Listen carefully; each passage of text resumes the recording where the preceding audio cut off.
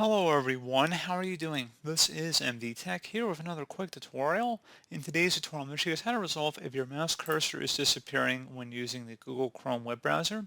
So this should hopefully be a pretty straightforward process, guys, and without further ado, let's go ahead and jump right into it.